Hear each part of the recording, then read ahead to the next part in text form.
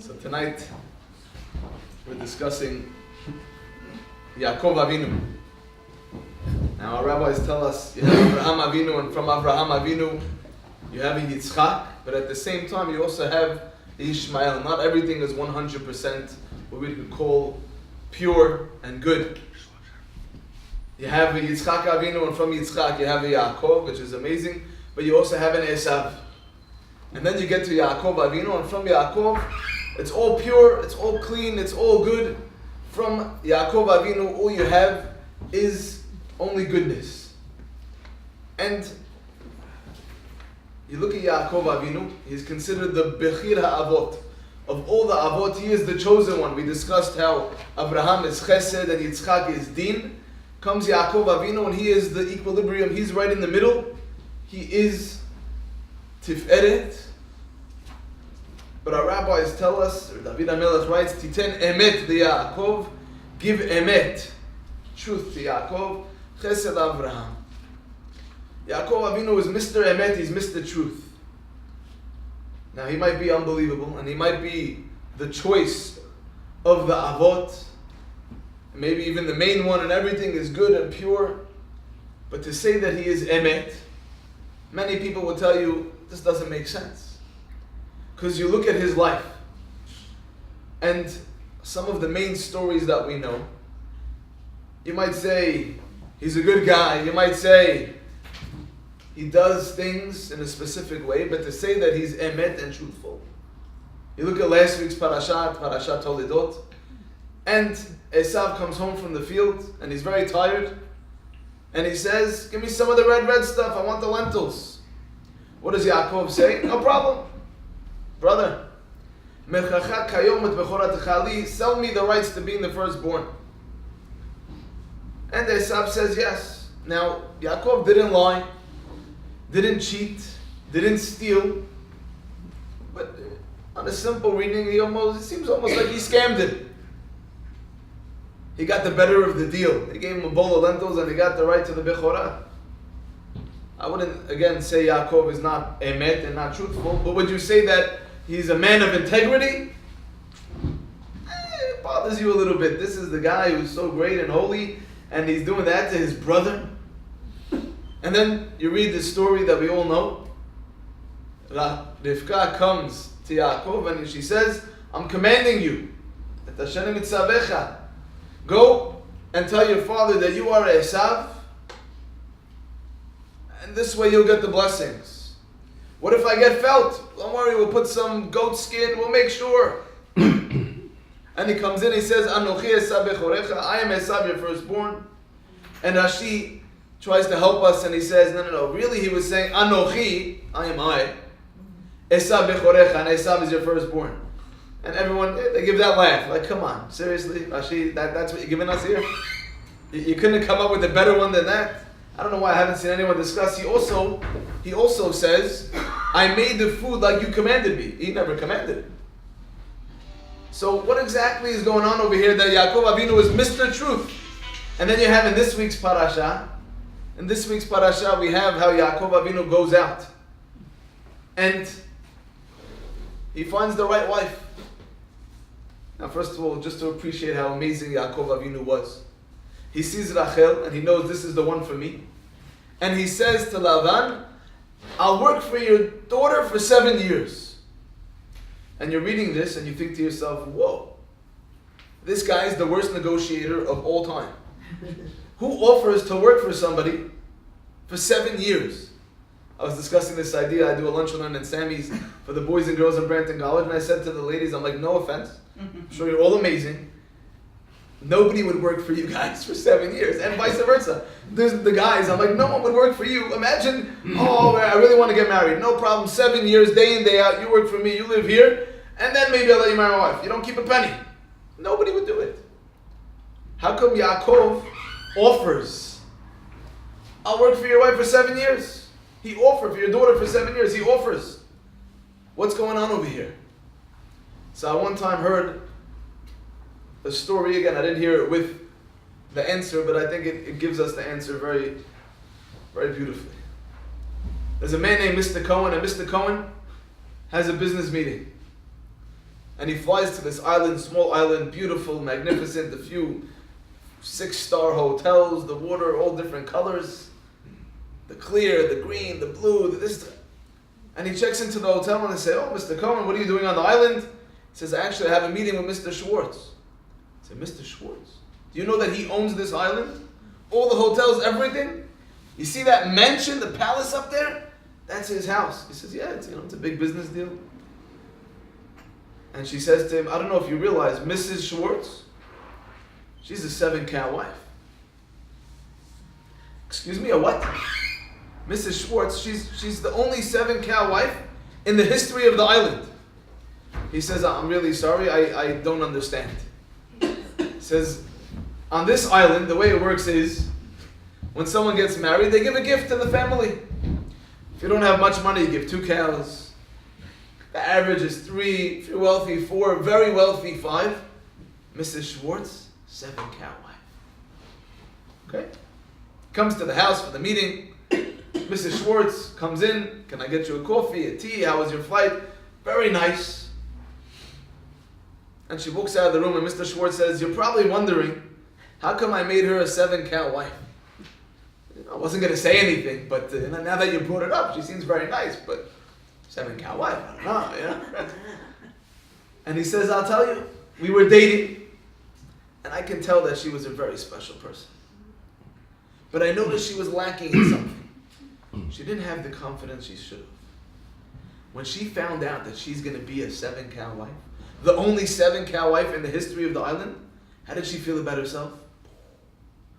She felt like $1 million. I'm a 7-cow. This is what he thinks of me. I'm going to be there." He skipped 6, went straight to 7. It's amazing.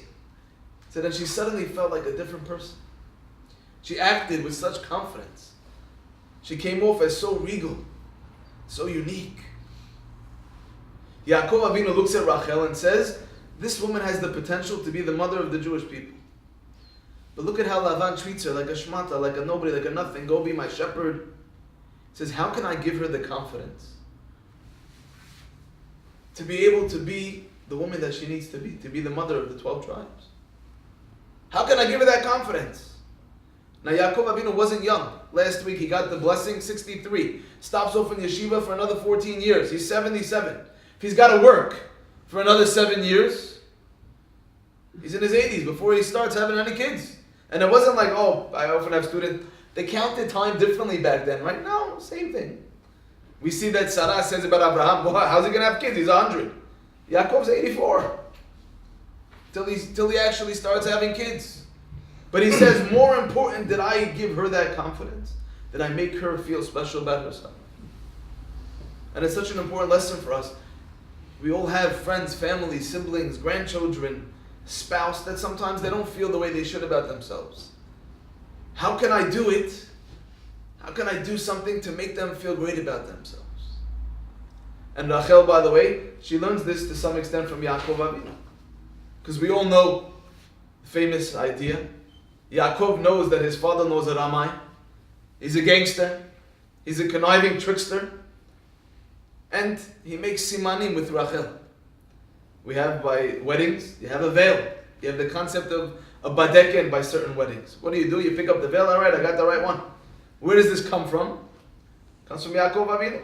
Very, very modest. They're wearing a veil that you can't even see through. He gets married. In the morning he finds out, hey, this is not Rachel, this is Leah. But I made simanim, I made signs. What were the signs? So some commentaries say it was the 3 mitzvot of a woman. Nidah, Shabbat, and candlelight. And Afrashat Chala. But Yaakov makes a sign. Let's say. He says to her, oh, how you doing? How am I doing? How you doing? Oh, I know I got the right one. Yeah, whatever the signs might have been. Now Rachel has a decision to make. Either my sister can be embarrassed for a few minutes, and then I'll marry this Gadol Hador, this Tzaddik, this person, and I'll get to be the mother of the Jewish people of the 12 tribes. Or I can give my sister the simanim. And what will happen? I don't know if I'll ever get married. For sure I won't marry someone as amazing as Yaakov Avinu. But at least my sister won't be embarrassed. What would 99.9% of people do? They wouldn't give over the signs. This is my husband. Rachel tzadeket, she gives over the signs, and that we all know. But I want to point out something which is fascinating. You read a few parakim later, and it says, Rachel already has Reuven, Shimon, Levi, Yehuda, Issachar, Zebulun, Dan, Naphtali, Gad, Asher. They're all born already. Rachel's the only one stuck without any kids. It says Reuven goes to pick some flowers, and he picks dudaim, flowers that apparently were special for fertility. And he says, Mom, I got you a present, very sweet, very cute. Gives his mom the flowers. Rachel comes to Leah and says, Can I have some of the flowers? Your sister doesn't have any kids. You got a bunch of them. You want some flowers? Give her the flowers, right? Let's say she doesn't want to give the flowers. No, I'm sorry. You know how Leah answers Rachel? Ham'ed, kachtech et ishi. It's not bad enough you took my husband. You also want my flowers? It's not bad enough you took my husband? Are you kidding me? Habibi, the only reason you're married is because she gave you the signs. Yet, you have the audacity to say it's not bad enough you took my husband? Says, I believe it's Reb Chaim Shmulevitz, something so important for us to learn from. Rachel not only gave over the signs to Leah, but she gave it over in a way that Leah had no idea. She thought she's doing Rachel a favor. I'll give you a few examples. I read a story a couple weeks ago about a non-Jew, and he said, growing up in the 60s, me and my siblings, we had nothing. There were days we didn't have what to eat. And in the flat next door to us, they lived in an apartment building. Said you had this old Jewish couple, they were Holocaust survivors, they lost their children. And every Sunday, she would knock on the door, and she would say, you need to do me a favor. Do me a favor? Of course, we'll help you. What can we do? I made too much food on this Shabbat, on this Saturday. I have all this food. Please take some food so it doesn't get thrown to the bin. So that we don't throw it in the garbage. Please do me a favor. He says, and we were all too excited, so happy to accept. We had nothing to eat. So only years later, when I became a teenager, that I realized they never have guests. How is it that for years she miscalculates and makes so much extra food? It's because she wanted us to be able to have something to eat. But how did this woman give? They didn't make them feel like a nebuch. They didn't make them feel like you're a charity case. Oh, I have food for you because you're poor. She did it in a way that she convinced them, they're doing her a favor. They're eating her leftovers. You might know someone. The kids never get new toys. You knock on the door. Can you do me a favor? Do me a favor. We have all these toys. There's no room for them anymore. Send your kids over. Let them pick out whatever they want. Help me clean out the house. The kids feel like they're doing you a favor. You have someone, they're not doing so well in their studies. You say, look, my child studies much better when they have a study partner. Maybe you can send over your son or your daughter to help my son. Meanwhile, your kid's great. But they can't afford a tutor. Or that kid doesn't have any friends. So you've convinced them. That's how Rachel did it. And she learned that from Yaakov. Because Yaakov Avinu, what does he say? I'll work 7 years. Really? She's not a 7-cow wife, she's a 7-year wife. She feels amazing about herself. And Yaakov ends up working 14 years for her. He marries them in between. Meaning he works 7 years, marries Leah, a week later marries Rachel, and then works another 7 years. But at the end of the parasha, it talks about Lavan scamming Yaakov. And Yaakov, he's no pushover. He's no pushover. He knows how to play the system.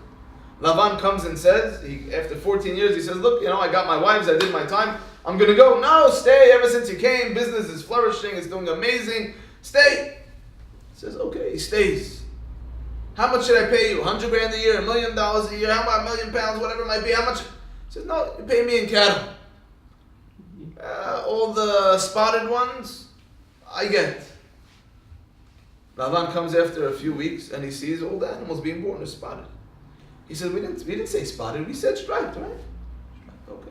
Yaakov starts putting stuff in the water so that the cows are seeing stripes and suddenly their kids are we said polka dots, right?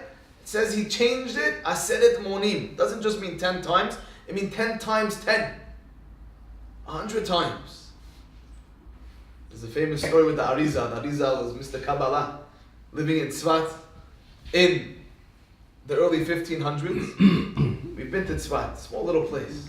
And in this small little Tzfat, you had the Arizal, you had the Ramak, Rav Moshe Cordovero, you had Maram Bet Yosef, Shulchan Aruch, Rabbi Yosef Karo, you had Rav Moshe Alshich, you had Rav Shlomo Alkabetz, the author of the Chadodi, all in this teeny little town. And the Rav Moshe, I believe it was Rav Moshe Alshich, was giving a shiur, and he was going through the different ways that Lavan scammed Yaakov. And all the rabbis, they come to the shiur. And the Arizal, he also comes. And he's going through, Lavan scammed him like this, he scammed him like that, and he's going through times 10, 47, 52, 63, he gets up to time number 76, and the Arizal starts to laugh. Okay. He keeps going, he gets up to time number 98, and again the Arizal starts to laugh. So he finishes the shiur, and he goes over the Arizal, and he says, what was so funny about the shiur? He says, you came to give the shiur, and you only see the people here, but I can see in Shamayim, everybody comes to hear the shiur as well. They came to hear your shiur, including Lavan. And Lavan's sitting there, and you got up to time number 76, and you said he did this, and Lavan says, that's a great idea, I can't believe I didn't think of that one. Right? Time number 98, he says, oh, that's genius, I missed that. Right? Lavan constantly scammed Yaakov, and Yaakov had to outscam him. So again, you want to tell me Yaakov did what he had to do? 100%. But how do you tell me Yaakov is Mr. Emet? Mr. Truth? So we have to understand what is truth. We often define truth as the words that come out of our mouth. Remember when I was in 8th grade, 13 years old, and the principal in my school, the English principal, he was also our math teacher. He had a system, the highest mark you could possibly get, 97. He said, you can only get 97. I can get 98. God can get 99, ain't nobody can get 100. That was his philosophy. Yeah, and I remember one time he told us, we were talking about being honest. And he said, I'll tell you a story. You have to appreciate that in America, there's a legend about George Washington and the cherry tree, right? What's the legend with George Washington and the cherry tree? He cut down the cherry tree. He cut down the cherry tree. When his father said to him, did you cut down the cherry tree? What does he say? I cannot tell a lie, I chopped down the cherry tree. That's the legend in America. So you have to know that. And I remember he told us a story. There's a story about a boy named Tony Jr. in the early 1900s. And the minhag in America was, for these kids, instead of just throwing eggs, they used to go and knock over the outhouses. They used to knock over the outhouses. The next morning, Tony Sr. calls him Tony Jr. and he says, Tony, were you one of those boys going around last night knocking over the outhouses? He says, no, Dad, I would never do such a thing. He says, Tony, tell me the truth. He says, no, Dad, you know me. I would never. The hoodlums, no, I would never do that. He says, Tony, let me tell you a story. You know the story of George Washington and the cherry tree? He says, of course, Pop. He says, when George Washington's father said, did you cut down the cherry tree? He said, I cannot tell a lie. I chopped down the cherry tree. And nothing happened. And he became the first president of the United States of America. So let me ask you one last time. Tony, did you push down and knock over the outhouses? He says, Dad, I cannot tell a lie. I went around last night and I pushed over the outhouses. And Tony Sr. takes out the belt and he starts whipping him and beating him and whipping him. And after a few minutes, Tony Jr., he calms down, he stops crying. He says, Pop, I don't understand. You told me the whole story about George Washington and he told the truth and nothing happened to him and then you beat me. He says, George Washington's father wasn't sitting in the cherry tree. We define truth as the words that come out of our mouth. If this is what I say, and you should realize, we live in a world that's kulo sheker. And it bothers people to some extent. We live in a world where there's so much politics. You look at the last presidential race in America. I was talking to my mother yesterday. They were saying it's almost a year since Trump's been elected. I said, you happy so far? She's like, look, I didn't vote for him. I voted against Hillary. So it ended up, I voted for him. Because she was so deceitful and she was so, everything was a lie and everything, you're hiding something else. He might be crazy. I think he's a genius, but he's crazy genius. Yeah? Look, the guy went from nothing to becoming president. Say what you want. It's unbelievable. Yeah. But The reality is, a lot of people voted for him because he just says his mind. I'm not saying he's an honest guy. Could be in business he is, could be he's not. I don't know. I'm not saying he's honest. But you know that he says what he thinks. Yeah. And you feel that the opposite was true about Hillary. And people got frustrated. We're tired of all the politics. We're tired of all the lies. But at the same time, we can't really deal with the truth. If right now Theresa May was to stand up and say, look, ladies and gentlemen, you voted for Brexit. It was a bad idea. We're stuck. We're not going to get a good deal. Everybody would bash her. She's terrible. Get rid of her. Bring in someone else. That's the truth. We can't handle the truth. We don't want to hear the truth, so they sugarcoat it. And they tell you a lot of stuff, and they play games, and they're very vague. And this is how we grow up. And this is what we consider normal. As a kid, I wasn't a very well-behaved child. Yeah? No. My parents just moved house a couple of years ago. My mother said to me, she's like, I just found your 3rd grade report card. I'm like, Ma, it's all C's and D's. Gimels and dollars. Why would you keep it? And she laughed. She's like, you know what happened after you got this report card? I'm like, no. She's like, you brought it home, and I said, Moshe, this report card is not acceptable to me. And I said, it's my report card, it's acceptable to me. Didn't go down very well. Camp in America is 10 weeks, or camp is 8 weeks out of 10 weeks that you get off. So I remember I was in camp, I was 12 years old, and there's a few days left to camp, and they're like, Moshe Leary, please come to the office. And I come to the office, and they said, your mother's on the phone? And I said, hey, Ma, what's doing? She says, you haven't called in like a week. I said, I'm coming home in a couple of days, I'm good.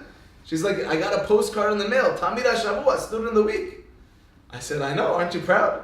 She says to me, did you steal it from the office or pay off the rabbi? I said to her, there's only 4 guys in the whole group. Everyone's already got it twice. The Rebbe said to me, Levi, just show up 3 times and I'll give it to you. I wasn't a very good student. I wasn't a model student.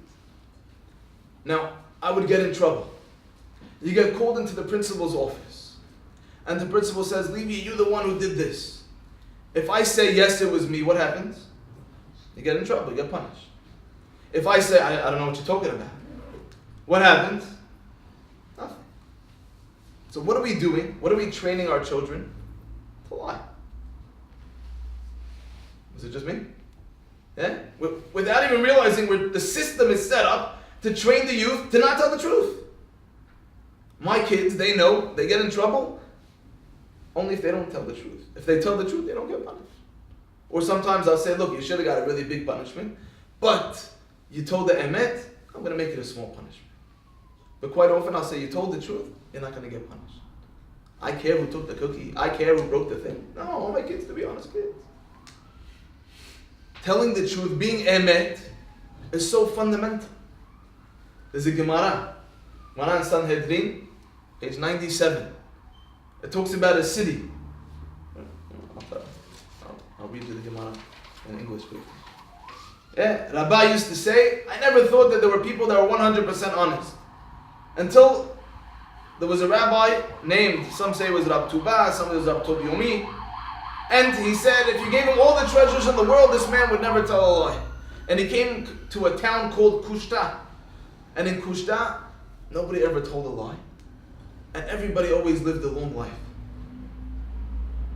This rabbi decided, I want to marry someone from this town. So he marries a woman from the town and she has 2 kids. They have 2 kids together. And things are going great. And then someone comes knocking on the door. I'd like to speak to your wife. She was in the middle of washing her hair. He didn't feel it was appropriate to say that she's busy washing her hair. So he says, she's not home. He said, thank you. And the person leaves. Within a short time, his 2 sons died. So they come to him and they say, what happened over here? And he tells them the story. He says, look, I came, my wife, I said she's not home even though she was. They said, you got to leave our town. Don't bring death into our town. You didn't tell the truth, you got to go. Telling the truth.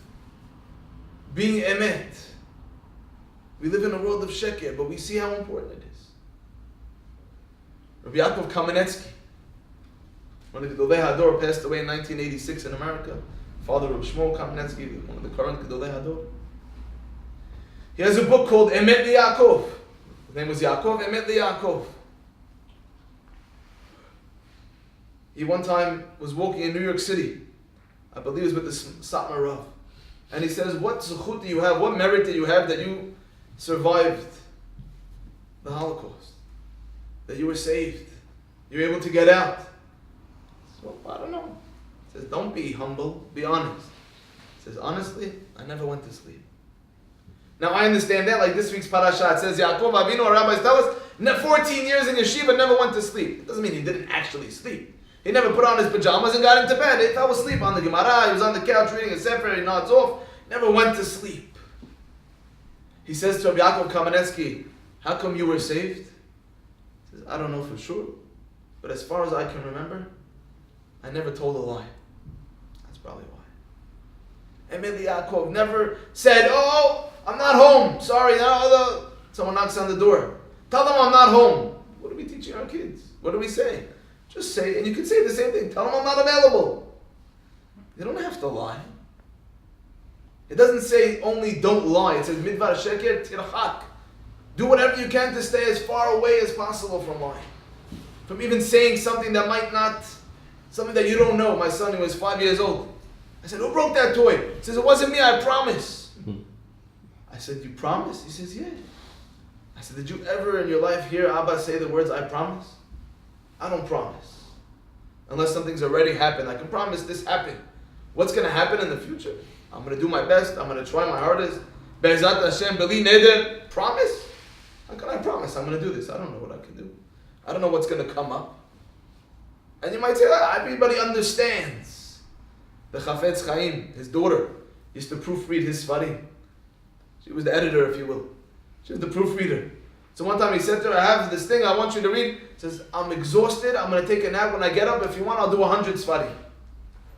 Okay. She gets up from her nap, and on her desk, there's 100 Sfarim. She says to her father, what's all this? He says, you said you'll do 100 Sfarim. I want to make sure that the words that come out of your mouth are truth. The Chafetz Chaim was so careful. He had already written the Sefer Chafetz Chaim, Mishnah Brura, and I think he was in his late 60s. And they wanted him, he sent a letter to another Rav. He says, can you give me smicha? This is one of the Gedolei Hador, he's a world-renowned rabbi, and he's asking for smicha. He says, why now? He says, because I need to sign a letter, and it says, Rabbi Yisrael Meir Kagan, and I never actually took the test. I never actually got smicha. So how can I sign Rabbi? Because everything needs to be exactly like you said. Chazon Ish, one time, he used to have a minyan in his house, and he had exactly, someone was delayed, and he had exactly 10 men. And they normally started at 12:40, and they were done by 1 o'clock, but now it's 12:50. And one of the 10 men comes over to the Chazon Ish, and he says, I have a meeting at 1 o'clock. But if I stay, you won't have a minyan. What should I do? He says, of course, you go to your meeting. He says, but then you'll be stuck. He says, you told someone you're going to be there at 1 o'clock. How could you not be there on time? How could you not be emet and truthful? Sometimes things happen, you can't control them, but you can. I don't have a minyan, that's my problem. Not yours, not that person's. You have to be emet and honest and truthful. Nowadays, most people, like we said, can't handle the truth. The Gemara, the Midrash discusses how when Hashem was creating the world, He called over the angels and He says, what do you think? And the angel of Emet, the angel of truth, says, don't create the world, the people will be deceitful. Some say that angel is the angel. It says Yaakov Avinu has a dream in this week's parasha. Malachei Elohim olim v'yoredim bo. The angels are going up and down, and all the commentaries say it should be coming down and going up. Angels come from heaven, they don't come from earth. Some say no, because God sent down the angel of truth, and He said, I want you to be over there. See Yaakov Avinu, tell me, is he not Emet? Is he not truthful? And then Yaakov Avinu, when he sees how great he is, he has this dream, and the angel goes up, and he sees on the Kisei HaKavod, on God's throne, he sees a picture of man, and he sees the picture of Yaakov Avinu. And he says to the other angels, I know this guy. I just spent a whole bunch of years with him. They say, really? And now other angels start coming down to see who is this amazing man whose picture is on the throne of God, Yaakov Avinu, Mr. Emet. And the Midrash says God takes the angel of Emet, throws him down to this world. And there's all different discussions what that means, throws him down to this world. A lot of people, they can't handle the truth. The Gemara says nowadays there's no more prophecy. Because what were the prophets? They were hardcore. If you don't repent, this is going to happen, that's going to happen, the temple's going to be destroyed. They were hardcore. Nowadays, all we have, says the Gemara, we don't have real prophecy. Prophecy is given through the mouth of people that are stupid and children. What does that mean? People that don't think very much, or maybe they're socially inept, they'll say the things that everybody thinks, but you don't say. And they'll be honest. Really? She wore that? What was she thinking? Yeah, you can't say that. People can't handle. Oh, you like this? They can't handle saying, no, I don't like your suit. I don't like the tie you're wearing. Oh, wow, it matches very nicely. Right? We find ways of, because we don't want to hurt someone's feelings, and rightfully so. But fools, children, they'll say it. Remember when I was living in Israel, I used to teach in the yeshiva, and one guy's name was Nathan. He came for Friday night meal with all the boys, and he got this big earring. The boys were teasing him a little bit. I, as the rabbi, I didn't want to say anything. Yeah? And my son was maybe 3.5 years old. And he says, hey, Nathan, you got an earring. And all the other boys were like, he's getting made fun of by a 3-year-old, literally. Nathan's not going to take it, he's like, so, what's wrong with an earring? And my son, 3 years old, innocently looks up and goes, only girls wear earrings. Right? And you have a nivuah, you have a message, you have a prophecy, if you will, through the mouth of a little child. Because there's no filter. Being emet, being truthful, is so essential. This Rabbi Yaakov Kamenetsky, Emet Yaakov, before he was the rabbi in Torah Vedat, he was a rabbi in Toronto.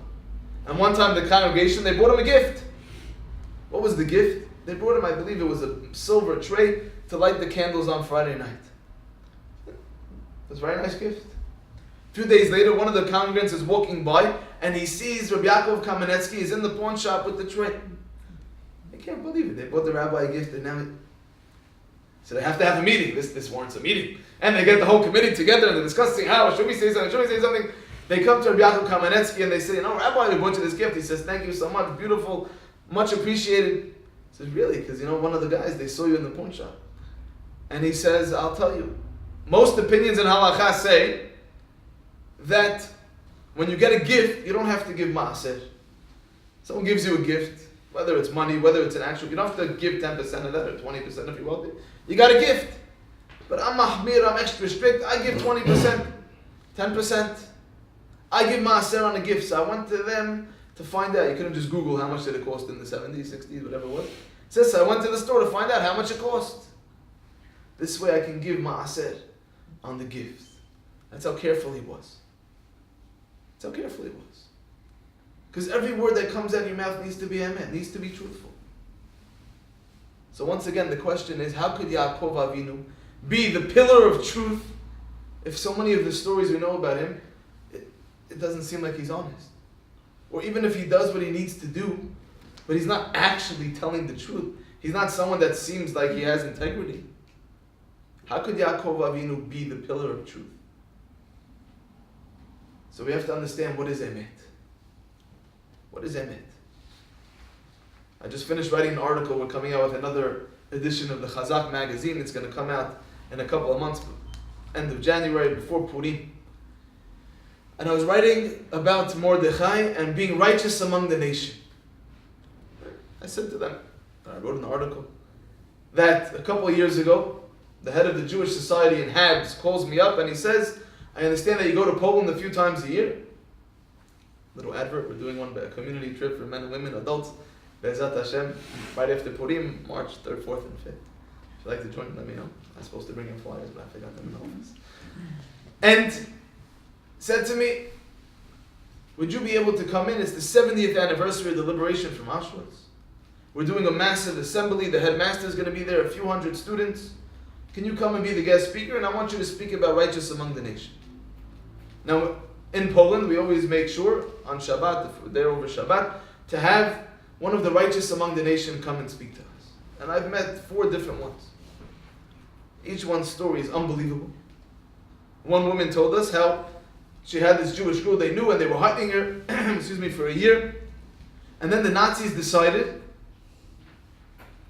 they need more room in their house, in a house. So they kicked the Polish family out. And they told this family that was hiding the Jewish girl, you now are going to have this other Polish family living in the house with you. Because we need their house. It's one thing to hide a girl. It's another thing to hide when you have another family literally in the house with you. There's only one toilet. How are they going to get her food? How does she use the restroom? They said, we're going to have to, let her go, but we can't keep her here. We can't risk our lives. And they took a vote in the family. They decided we have to do it. And somehow for a whole nother year, with this other Polish family in the same house, they hid this Jewish girl. And you hear these stories about how they risked their lives and the lives of their families. And I'll be honest, the first time I heard such a story, I thought to myself, I would totally do that. I would do the right thing. I would risk my life.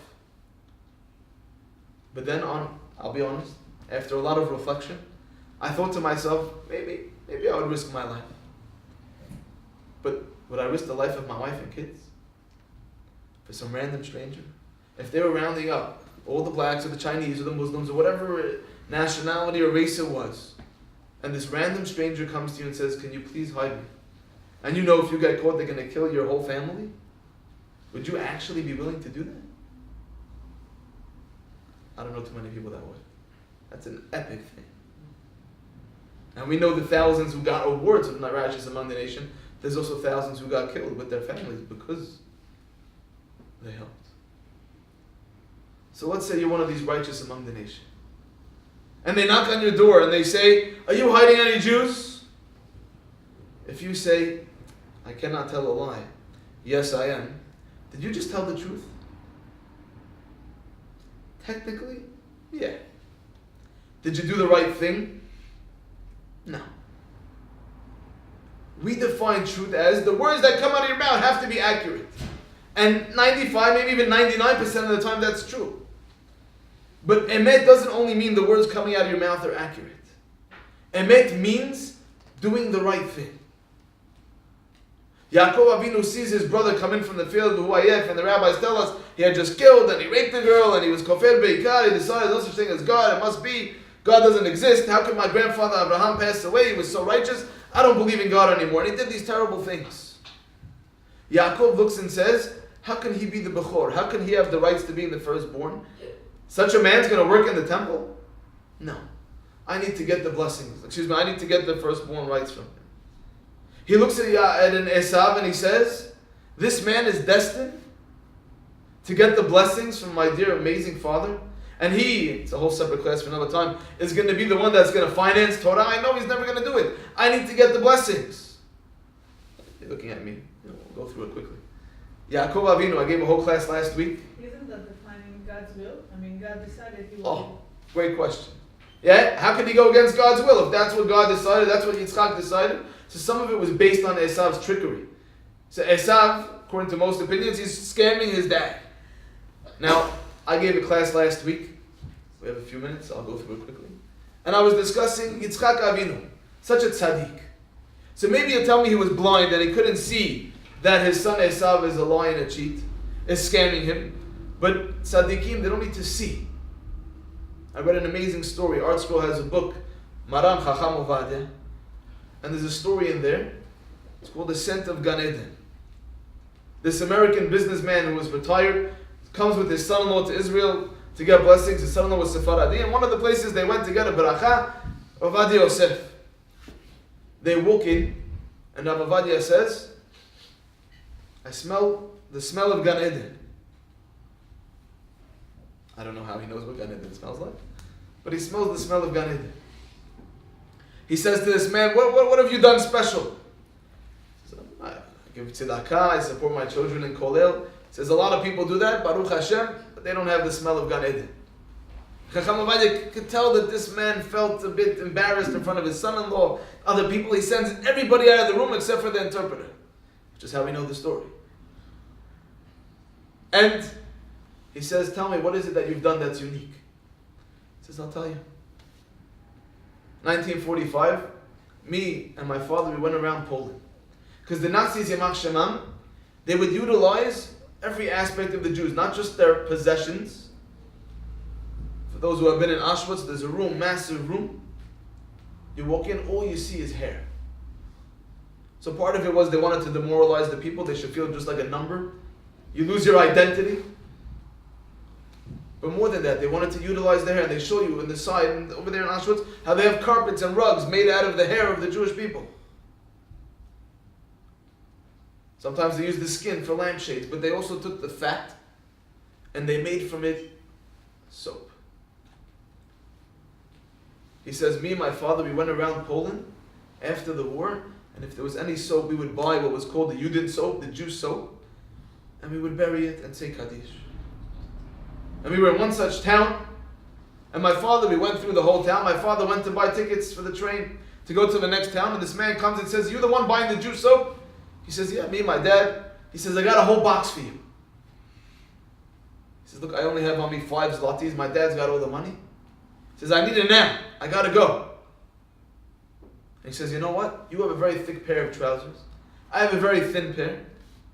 Why don't we switch? You'll give me the 5 zlotys and we'll call it even, and I'll give you the box of the Jew soap. And he tells Chacham Ovadia, so that's what I did. And it was a cold winter. And I never told my dad, and I only had 1 pair. That's all I had. And I buried the box and I said Kaddish. Chacham Ovadia says that's why you have the smell of Gan Eden. How do we know this story? Because this person, who was the interpreter, I believe it didn't say in the book, I believe it was a Syrian boy named David Shelby. He moved back to America, and when this man passed away, he went to pay respects. And he says to the kids, that story with your dad and the soap and the thing. And they say, what are you talking about? He never even told his own kids. So Chacham Ovadia can smell Gan Eden. You don't think Yitzchak knows who his son is? How could it be? Furthermore, you look at the blessings, they're all about money. It's all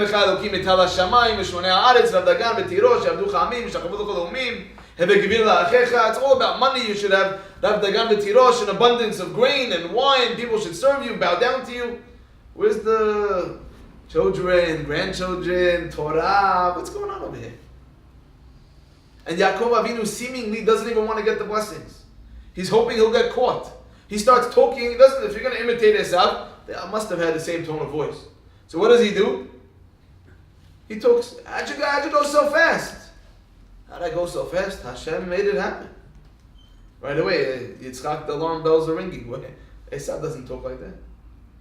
He says, Hakol kol Yaakov v'yadayim yedei Esav. In our whole lives, at least I always heard from every rabbi, Hakol kol Yaakov. What is the power of the Jew? It's the call, it's the voice, it's the Torah, the tefillah. Esav is the hands.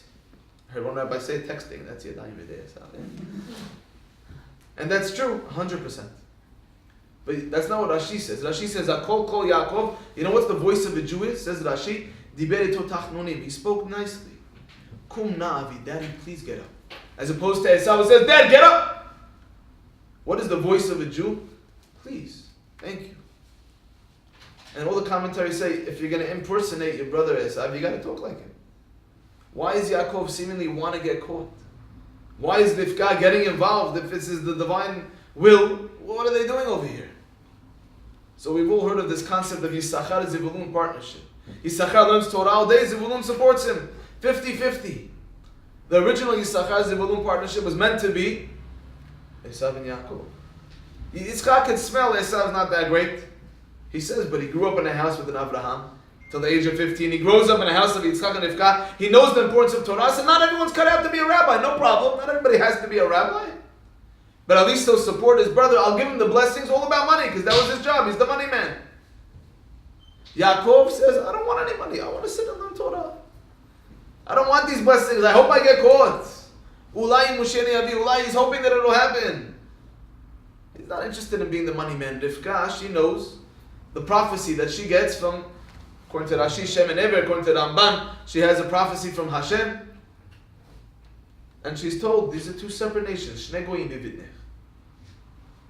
Shnei luim ma'ayichi paredu l'om le'om ye'emot v'rav ya'avod sa'ir. The older will serve the younger. My father likes to remind me when I came home from school, at the same age, 8 years old, and I said to my father, Dad, I don't have to listen to you anymore. And my father says, really? Why is that? He said, I learned it today in school. It's in the Torah. And he says, really? Where in the Torah does it say that you don't have to listen to me? I said, it says, V'rav ya'avod sa'ir, the older will serve the younger. You're older, I'm younger. He found it quite amusing. Rivka understands Esav and Yaakov aren't going to have a partnership. 2 separate nations. Esav is meant to be the money man. Yitzchak says it's not going to work. They have separate roles to play. But Yaakov has to become both the rabbi and the businessman. By the way, that's why, I'll go quickly. That's why he has to now spend 14 years in yeshiva. As I mentioned before, he's 63 years old. His mother and his dad say, go get married. You're an old man already. He's been studying Torah his whole life. Yaakov Yishtan Yoshev Halim. Why now does he have to go another 14 years to yeshiva? Because his whole life he's been studying one Torah. It's Torah, Gadol Ador, Tzaddik, sits in Bnei Brak learning Torah all day. But now that he's the money man, it's a different challenge. I remember when I was in the Mir Yeshiva, Sunday, Monday, Tuesday, Wednesday, Thursday, Gemara, all day, every day. Friday is sort of optional. And we used to have parasha. And I went to the shiur, and the rabbi says, I'm getting phone call after phone call. Rebbe, you didn't prepare us for life. And our rabbi says, what do you mean I didn't prepare you for life? You can open up the Talmud anywhere, read Mara, Rashid, Tosafot, Rishonim, Achronim. You can do it all. What do you mean I didn't prepare you? They said, no, that we can do. That you prepared us for. You didn't prepare us. What do you do when you get invited to the Christmas party? You didn't prepare us. What do you do when your non-Jewish secretary is sitting there in the miniskirt flirting with you? What are we supposed to do? Yaakov Avinu, his whole life has been learning Torah. The Torah of the Mir Yeshiva, sitting and learning Gemara all day. But now that he's got to go into the big bad world of the businessman, he has to go to Yeshiva Shem Ve'er and study a different Torah. How do you deal with those challenges? You want to be emet, you want to be honest in business, you want to be honest with yourself as to who you are and what you are. There's challenges out there. How do you face those challenges? He has to prepare himself. And if he has to prepare himself, how much more so do we? Yaakov Avinu understands emet doesn't always mean that the words coming out of your mouth are true. It means doing the right thing. So if doing the right thing means I need to get the blessings because my brother's not going to finance Torah, I need to become the businessman as well as the rabbi, I got to do the right thing. If Lavan is going to scam me, the right thing to do is to make sure I don't get taken advantage of. Emet doesn't only mean, most of the time, it means the words coming out of your mouth are true, 100%. But every once in a while, it means doing the right thing. Now, this is a big problem. Why is this a big problem? Because if we're defining truth as doing the right thing, every single person is always convinced, I'm doing the right thing. If you would have taken Hitler Yamach Shemo, gave him a lie detector test and said, are you good or evil? He would have said, I'm the biggest tzaddik around. Look what the amazing thing I'm doing for humanity. Getting rid of all these infidels. I'm getting rid of all these people, the homosexuals, the Jews, the special needs. They're a drag on society. I'm a righteous, holy, special man. Everybody's convinced they're doing the right thing. So if I'm telling you that emet means doing the right thing, how do we decide what's right and what's wrong?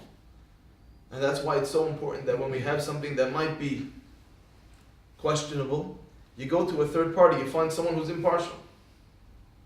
Whether it's a rabbi, whether it's a friend, or a colleague, or a parent, or a child, or whatever it might be.